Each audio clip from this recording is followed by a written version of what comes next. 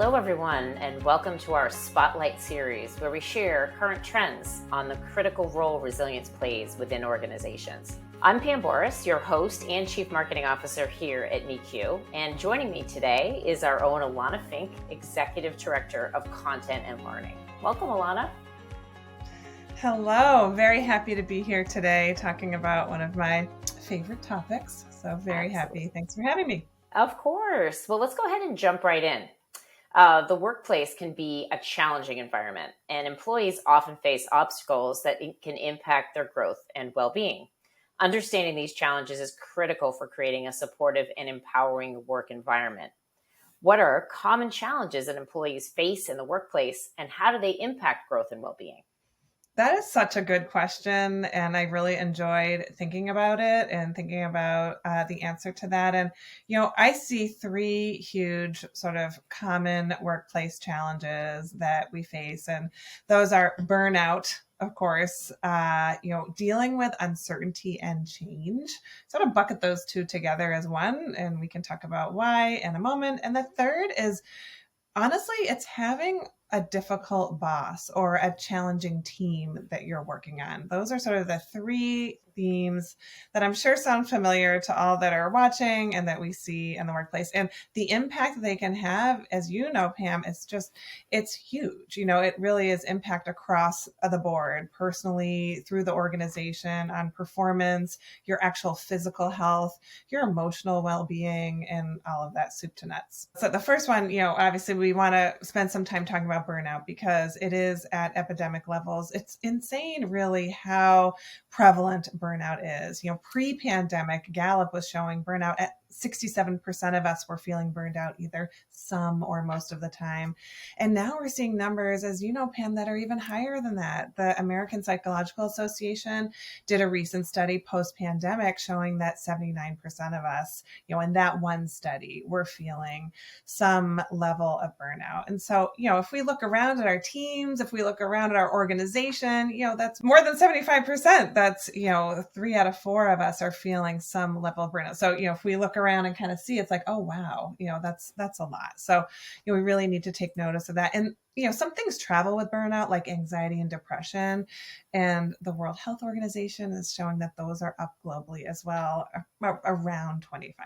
So there's a lot going on. This is obviously going to show up in the workplace, and that's going to affect our teams. It's going to affect our own emotional and physical well-being. Absolutely, Alanna. I mean, you bring up such great points. So the second, uncertainty and change, huge, as you know. Oh my gosh, Pam, we spend a lot of time thinking about this, mitigating for it, talking about it. We know resilience is such a powerful protector and antidote to allow us as organizations to deal with change and to individually to manage uncertainty and change. I always am so fascinated by this because, uncertainty is one of the top human stressors of all time. Like, our brains do not like uncertainty.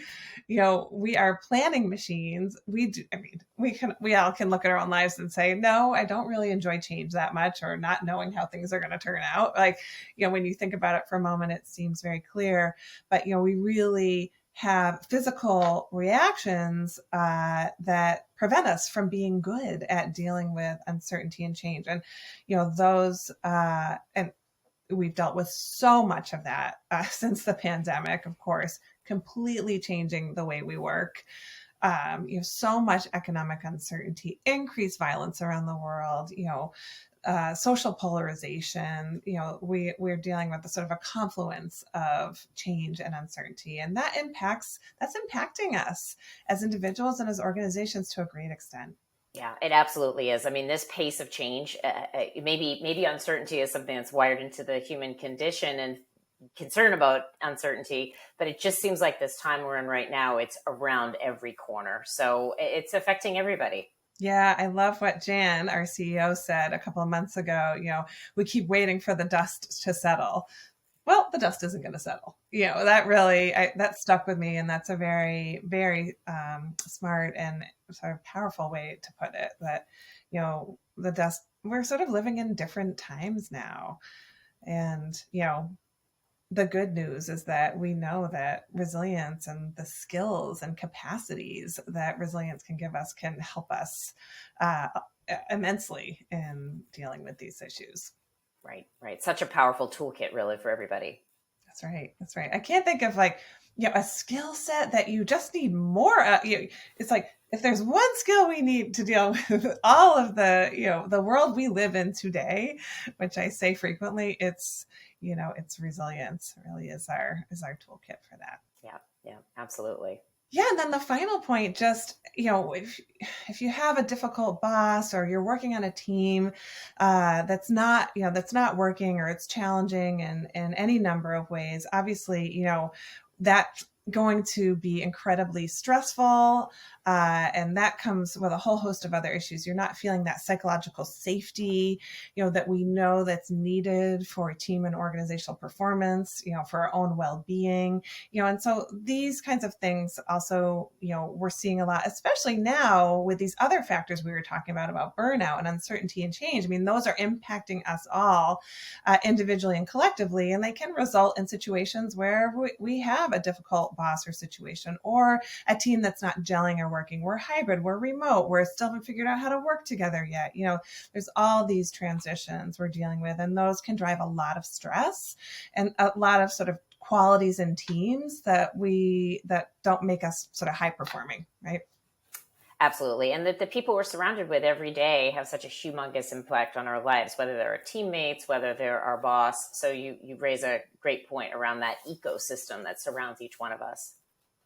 That's right. We were just looking at data the other week, and I wish I could remember the numbers, but it was there's been a couple of studies that have come out recently around how our teammates and our manager impacts our well-being more than so many other things in our lives. So yes, that's right. Yeah, absolutely.